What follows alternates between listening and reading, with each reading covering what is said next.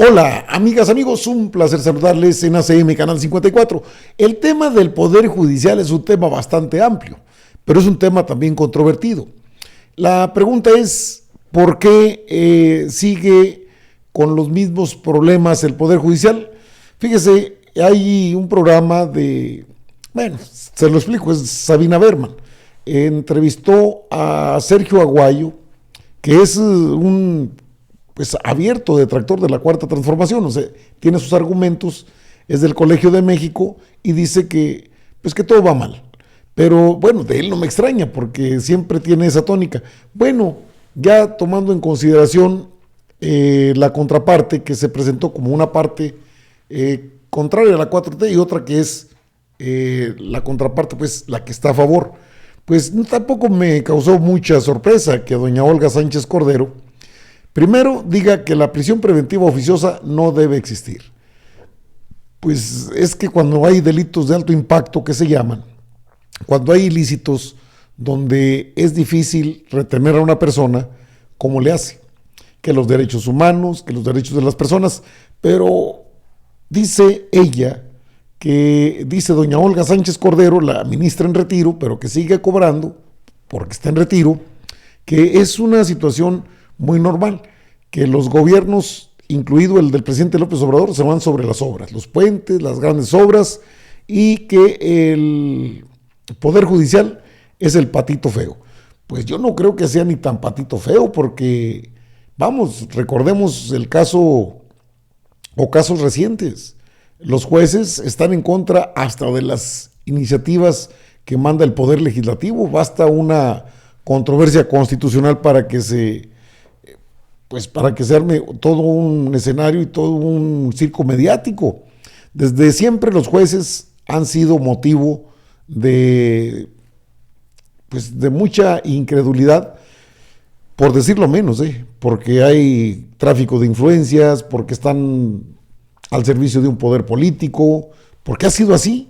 Y sin embargo, dice doña Olga Sánchez Cordero que la verdad no ha sido del todo esto. Precisamente el día de ayer el presidente hablaba en la mañanera del Poder Judicial, de la Fiscalía, de los ministerios públicos, de todo el problema que conlleva el entramado de lo que es el Poder Judicial, porque el Poder Judicial no solo es la Suprema Corte de Justicia de la Nación, también está la Fiscalía General de la República, están los ministerios públicos, las fiscalías locales, es un entramado bastante amplio. Y dice que nunca les han dado lo suficiente. Bueno, nada más para comentar respecto a esto, claro que hay cosas que están mal, y hay que trabajar más, sí, pero no todo está podrido en la Fiscalía y el Poder Judicial. Lo que pasa es que hay muy raras excepciones, y sobre todo los jueces, y si me apura tantito, hasta los ministros de la Suprema Corte de Justicia de la Nación. ¿Cuánto se han tardado con el tema relacionado con el pase y eso todavía quizás hasta se van a ir a una controversia constitucional? Hay varios jueces que no están de acuerdo. Mientras Adán Augusto López Hernández hace su trabajo en la Segov, fíjese cómo iba a ser el trabajo en la Secretaría de Gobernación doña Olga Sánchez Cordero, que tiene entre sus ideas centrales que la prisión preventiva no debe existir y sobre todo que el Poder Judicial es el patito feo de los gobiernos. Pues eso, la verdad, sí a mí me causa extrañeza porque sabe de qué se trata. No hay, no es algo que desconozca. Y bueno, se presentaron estas dos personas, porque los ministros se sienten ufanos. Mire usted al ministro Pardo Rebolledo, pide valentía e independencia a los nuevos magistrados federales. Abogó por la autonomía del Poder Judicial. AMLO reconoció que no está podrido, no hay cabida para las pretensiones políticas. Toman como punto de referencia, sí, lo que dice el presidente de la República. Pero estos ministros ganan $500,000, sin contar con las prestaciones que extraordinariamente tienen. Yo no creo que sean un patito feo, creo que son más bien inoperantes. Y el Poder Legislativo les ayuda otro tanto, porque no hacen leyes de acuerdo a la prioridad. En el programa que le comento del Canal 14, debatieron Sergio Aguayo y la ministra en retiro, Olga Sánchez Cordero, actual senadora de la República. Chéquese nada más, se va a quedar cuadrado. Van a transformar, y yo creo que me refiero a Morena, al gobierno de Morena, a la 4T, si han intentado transformar algunas cosas de manera positiva, ¿por qué se han olvidado del Poder Judicial? Mira, te voy a decir por qué. ¿Por qué se olvidan todos los gobiernos del Poder Judicial, no nada más Morena? ¿Por qué se olvidan todas las fracciones y a lo largo de la historia se han olvidado del Poder Judicial? Y te voy a decir por qué. Tengo una razón muy sencilla, pero muy abierta y muy transparente. Sí, porque mientras se inauguren obras glamorosas y mientras las cosas sean deslumbrantes y como te digo, glamorosas y estén inaugurando puentes y estén inaugurando obras y estén inaugurando todo, la justicia la han dejado como el patito feo, como algo que no hay que voltear a ver y que siga funcionando razonablemente bien o mal, pero hay que siga funcionando. Cuando les explota la justicia, es cuando dicen, ah, caray, ¿dónde está la justicia, verdad? A ver, yo quiero exacerbar aquí las cosas. Para empezar, el Poder Ejecutivo o Legislativo puede meterse con el Poder Judicial. Sí, en este caso ver, sí. Por ejemplo, te voy a decir, primero, modificando leyes. Ajá. Eso es uno de los grandes temas, ¿no? Es que es una colaboración entre poderes. Tú me dices, ¿se puede meter una colaboración entre poderes y una coordinación entre poderes? Tiene que haber necesariamente, sobre todo cuando las fiscalías eran procuradurías y estaban a cargo de los ejecutivos locales. Por supuesto que los ejecutivos locales tienen que hacer a través de sus fiscalías, procuradurías, ¿no? Un trabajo bien hecho para que entonces pudieran tener elementos los juzgadores para poder avanzar conjunta y coordinadamente. No digo intromisión, digo colaboración y coordinación entre poderes, porque no se puede ver al Poder Judicial aislado, al Poder Legislativo aislado. No, el Poder Legislativo tiene que saber las necesidades de modificación de leyes. La respuesta es sí. Yo le añadiría un solo término también. Ha funcionado porque ha habido complicidades entre los ejecutivos, los legislativos y el judicial, y porque las víctimas tienen pocas voces que los defiendan. Esa es parte de la tragedia que tenemos. Pero, en fin, es un tema inacabable. Yo no soy abogado, aclaro al auditorio. Sí, pero mira, Sergio, qué bueno que tocas este tema. Y tienes razón en varios aspectos. Las víctimas, que es la que siempre a mí me preocupó desde que estaba yo en el Poder Judicial de la Ciudad de México. Es cierto. Y sobre todo, las más vulnerables, en donde están en una circunstancia de que no tienen ni siquiera defensores. Sí, la respuesta es sí. Y te voy a decir algo. Hay gobernadores que ni siquiera saben que tienen una defensoría dentro de la estructura de gobierno, piensan que la estructura de defensoría pública está en el Poder Judicial o está en otro lado, pero no necesariamente en el gobierno.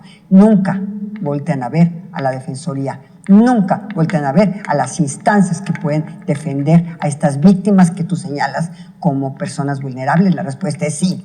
La intención de este debate no es, por supuesto, llegar a conclusiones definitivas, pero sí es abrir ante la gente que nos escucha y nos ve los temas con dos expertos, en este caso con ustedes dos. Vamos a un segundo bloque donde hablaremos de la Guardia. Tú estás porque la Guardia Nacional sea comandada por el Ejército. ¿Por qué? Te voy a decir algo que quiero que quede muy claro aquí. Efectivamente, cuando nosotros desde Gobernación, conjuntamente con el Senado de la República, porque fue una interacción constante de construcción, construimos la modificación a la Guardia Nacional y también hicimos el quinto transitorio por unanimidad de todas las fuerzas políticas, que así fue. Habíamos puesto precisamente en la Constitución, y ahí se puso en la Constitución, que sería, digamos, la autoridad responsable de la Guardia Nacional sería una autoridad civil, la Secretaría de Seguridad Pública. Conforme se fueron dando los acontecimientos dentro del Gabinete de Seguridad, la necesidad de que el Ejército siguiera apoyando a los gobiernos estatales, a los gobiernos locales en funciones de seguridad era más que necesaria. La pedían a gritos todos los gobernadores y gobernadoras. Pero hay gobernadores, y lo quiero decir con todas las letras, que hay que reconocerles que han hecho bien su trabajo y hay otros que han hecho pésimo su trabajo. Y te voy a poner dos ejemplos, que además son panistas y cuando hacen bien las cosas, creo que hay que reconocérselos. Mauricio Vila, en Yucatán, ha hecho un espléndido trabajo en materia de seguridad, coordinadamente con el Ejército y con la Marina. El otro Mauricio, y también Pancho Domínguez, pero ahora Mauricio Curi, también ha hecho buen trabajo en Querétaro. Y el que ha hecho un magnífico trabajo también con el Ejército y coordinado con el Ejército es Miguel Ángel Riquelme allá en Coahuila. Quiero decirte que Miguel Ángel Riquelme, cuando recibió el estado de Coahuila, tenían un gravísimo problema en la laguna. Bueno, no podían ni siquiera circular. Una precisión nada más, tú dices los mismos gobernadores. Yo creo que ya fue suficiente para que usted vea cómo doña Olga Sánchez Cordero, pues no tiene empacho en decir que los panistas son excelentes, que los gobiernos del Partido de Acción Nacional. Yo estoy prácticamente observando no a una senadora de Morena, sino a una senadora del PRIAN, o que añora los tiempos del PRIAN. ¿Por qué digo esto? No porque tenga que atacarnos, pero se supone que ella defendería la parte de por qué el Poder Judicial no funciona de manera adecuada. Sí lo dijo. No, pues porque es el patito feo, no les dan recursos. Pues $500,000 no es poca cosa, ¿eh? El Tribunal Electoral, que también forma parte, o debiera formar parte del Poder Judicial, también gana bastante. Y vamos, si habla de obras rimbombantes, aunque lo dice de otra manera, pues debo recordarle que también el aparato judicial del país cuesta muy caro. Y son recursos nuestros. Lo que ganan esos jueces federales que dan amparos a diestra y siniestra son recursos. El Tribunal Electoral del Poder Judicial de la Federación debiera pertenecer al Poder Judicial y no pertenece. Es autónomo, imagínese. Bueno, que las víctimas, estamos en un país tan desigual que se ha construido a base de billetazos, de componendas, y donde una oligarquía de la que Olga Sánchez Cordero y Sergio Aguayo han sido siempre beneficiarios, es difícil que sientan lo que verdaderamente el pueblo de México quiere. ¿Usted cree que el pueblo de México quiere que dejen salir libre por ejemplo, al exdirector de Pemex, a Lozoya, porque la prisión preventiva oficiosa no se debe ejercer? O que suelten a Murillo Karam, o que declaren libre a Rosario Robles Berlanga. A eso llegaríamos con toda sinceridad y con toda presteza en un momento dado, que era lo que proponían dos ministros de la Suprema Corte de Justicia de la Nación. Y luego el caso del Poder Judicial, que si está muy bien o está mal, o qué es lo que pasa, pues no hace falta más que escuchar al pueblo de México, pero creo que es algo que doña Olga Sánchez Cordero dejó de hacer desde hace mucho tiempo. Por cierto, ¿cómo se llama Vila de Yucatán, el gobernador panista? Su otro ídolo es pues Mauricio Curi. Se le olvidó lo que pasó en el estadio de La Corregidora. Circularon videos muy fuertes, pero bueno, pues que es un excelente trabajo. Miguel Ángel Riquelme del PRI, acá en Coahuila, pues la sociedad tiene otra forma de pensar. Doña Olga estaría muy, muy acorde si escuchara un poco de lo que pasa en los estados. Parece que desde que, bueno, en gobernación también recibía a todos los gobernadores, pero era un trato, pues, institucional. Como titular de la CEGOP, con razón la quitaron de ahí. Bajo esas condiciones y bajo esas premisas, doña Olga vive en el pasado. De Sergio Aguayo es su forma de ser y es su forma de pensar. Ni siquiera nos podemos decir sorprendidos. Pero de la senadora Olga Sánchez Cordero, creo que tampoco nos debemos sorprender tanto. Porque al final añora los tiempos en que juzgaba y en que tenía todo el poder en la Suprema Corte de Justicia de la Nación. Sí está en Morena, es senadora de Morena, fue titular de la CEGOP. ¿Algo le pasó? Usted tendrá la mejor opinión. Yo digo que sí, por supuesto. Que añora los tiempos del PRIAN, ni hablar. Amigas, amigos, están informados. Yo regreso con más información.